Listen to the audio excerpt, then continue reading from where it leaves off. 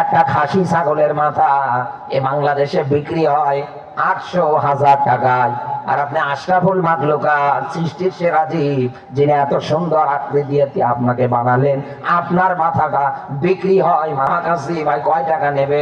উনি বলছে 1000 টাকা নেব।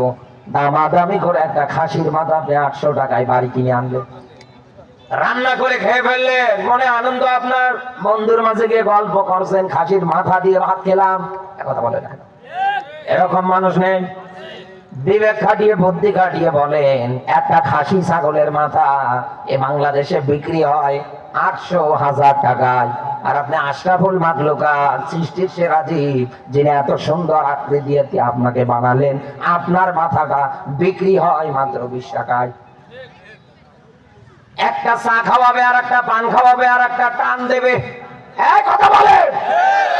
একটা বারো যাচাই বাছাই করে দেখছেন না এই লোকটা জমিনের ময়দানে আল্লাহর আইন কায়েমের পক্ষে না বিপক্ষে?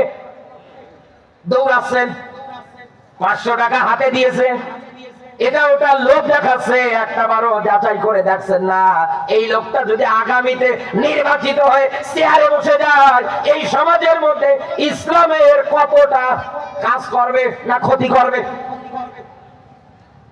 আপনি তো গরু ছাগল না যে আল্লাহ আপনাকে বিবেক দেয় নাই। আপনি তো মানুষ, আপনাকে ভালো কোনটা মন্দ কোনটা যাচাই আর বাছাই করে মেনালো লাগবে। অথচ আজ আপনি এই জ্ঞানটা পর্যন্ত হারিয়েছেন, যে যখন যেদিকে ডাকে ওই দিকে রাস্তা ধরে।